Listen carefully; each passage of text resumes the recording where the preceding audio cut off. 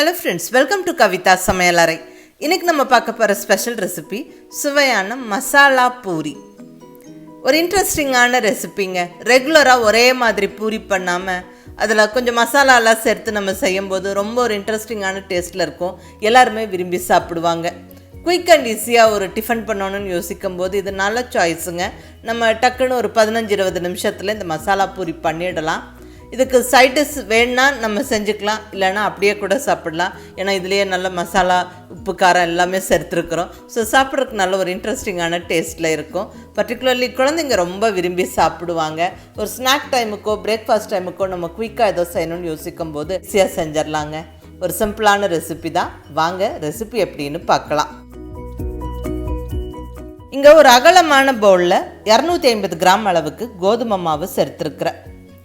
இதில் வேக வச்சு மசிச்ச உருளைக்கிழங்கு சேர்த்துக்கிறேன். ஒரு மீடியம் சைஸ் உருளைக்கிழங்கு நல்ல குழைவாக வேக வச்சு நல்ல வெண்ணெய் மாதிரி மசிச்சு எடுத்துக்கணுங்க. எந்த வித கட்டியும் இல்லாமல் மசிச்சு எடுத்துக்கங்க. இப்போ அதை கோதுமை மாவில் சேர்த்தாச்சு. கூடவே ஒரு 2 டேபிள் ஸ்பூன் அளவுக்கு சன்னமான ரவை, வெள்ளை ரவை, நம்ம உப்புமாக்கு பயன்படுத்தக்கூடிய வெள்ளை ரவை ஒரு 2 டேபிள் ஸ்பூன் சேர்த்துட்டு, இது கூட ஒரு 2 டேபிள் ஸ்பூன் அளவுக்கு பொடியாக நறுக்குன கொத்தமல்லி இலை, அடுத்ததாக இது கூட 1 டீஸ்பூன் அளவுக்கு மிளகாய் பொடி. நான் இங்கே காஷ்மீரி சில்லி பவுடர் சேர்த்துருக்குறேங்க. நல்ல காரமான மிளகாய் பொடினா கொஞ்சம் கம்மியாக சேர்த்துக்கோங்க. கூடவே கறி மசாலா பொடி ஒரு 1/2 டீஸ்பூன், 1/4 டீஸ்பூன் மஞ்சள் பொடி, தேவையான அளவு உப்பு, அடுத்தது ஒரு 2 சிட்டிகை அளவுக்கு அஜ்வைன், ஓமம். இந்த ஓமம் சேர்க்கிறதால ஒரு இன்ட்ரெஸ்டிங்கான டேஸ்ட்டும் வாசனையும் இருக்கும். இந்த மசாலா பூரியில் நல்லதும் கூட ஓமம் சேர்க்கிறது. ஃபஸ்ட்டு இந்த பொருளெல்லாம் நல்லா இப்படி பெசரி விட்டுறலாம். மாவோட அந்த உருளைக்கிழங்கு மசாலாலாம் நல்லா கலந்து வரட்டும். ஸோ ஒரு நிமிஷம் நல்லா இந்த மாதிரி பெசரி விட்டுட்டு இப்போ கொஞ்சம் கொஞ்சமாக தண்ணி சேர்த்து பிசைஞ்சுக்கலாங்க. நம்மளுக்கு பூரிக்கு மாவு கொஞ்சம் டைட்டாக பிசையணும். சப்பாத்திக்கு மாவு கொஞ்சம் லூஸாக இருக்கணும். பட் பூரிக்கு மாவு டைட்டாக இருக்கணும்.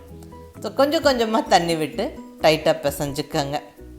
மொத்தமாக ஒரு முதல்ல தண்ணி விட வேண்டாம்.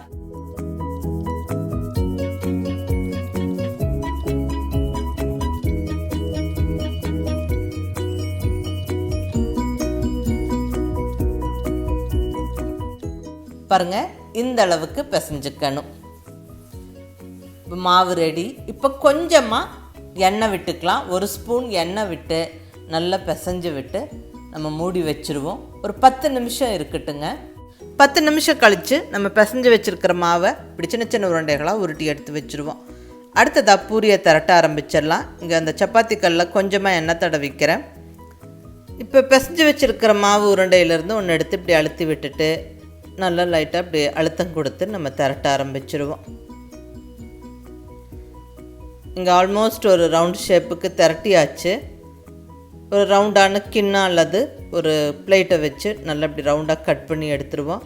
ஸோ எல்லாமே ஒரே ஈவனாக இருக்கும் நம்மளுக்கு அந்த பூரியோட சைஸுகள். அதே மாதிரி பூரி நம்ம ரொம்ப தின்னாக திரட்டக்கூடாது.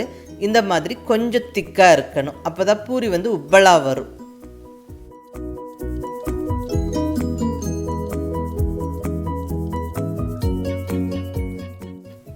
பாருங்கள், இந்த அளவுக்கு கொஞ்சம் திக்காக இருக்கணும். ரொம்ப சன்னமாக தேய்ச்சி விட வேண்டாம். பூரிக்கு அப்பவும் கொஞ்சம் திக்காக திரட்டி எடுத்துக்கணும். அப்போ தான் பூரி பொரிச்சு எடுக்கும்போது நம்மளுக்கு உப்பலாக வரும். உருட்டி வச்சுருந்த மாவு எல்லாத்தையும் ஒரே சைஸுக்கு இப்படி திரட்டி எடுத்தாச்சு.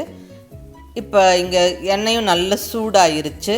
எண்ணெய் நல்ல சூடானதுக்கப்புறம் தான் நம்ம பூரி போடணும். அப்போ தான் பூரி உப்பலாக வரும். பாருங்கள், எண்ணெய் நல்ல ஹாட்டாக இருக்கணும்.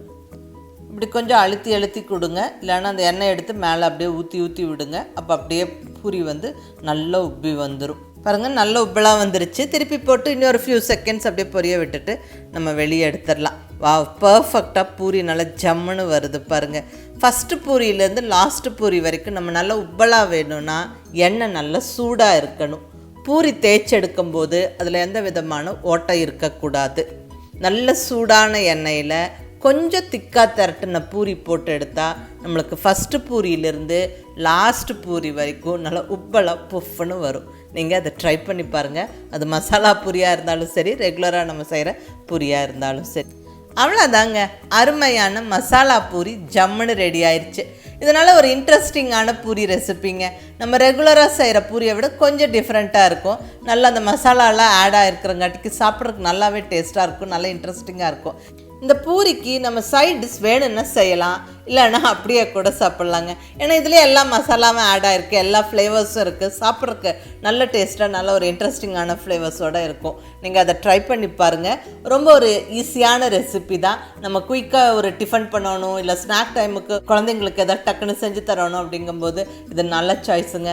நம்ம குயிக்காக பண்ணிடலாம், ரொம்ப நல்லா டேஸ்ட்டாக இருக்கும். மிஸ் பண்ணாமல் ட்ரை பண்ணி பாருங்கள். ஒரு இன்ட்ரெஸ்டிங்கான ஈஸியான டிஃபன் ரெசிபி இது. செஞ்சு பார்த்துட்டு எப்படி இருந்துச்சுன்னு உங்கள் ஃபீட்பேக் சொல்லுங்கள். பிடிச்சிருந்தால் லைக் பண்ணி ஷேர் பண்ணி கமெண்ட் பண்ணுங்கள். கவிதா சமையலறை சப்ஸ்கிரைப் பண்ணி என்னுடைய மற்ற ரெசிபிஸும் வீடியோஸும் பாருங்கள். தேங்க்யூ.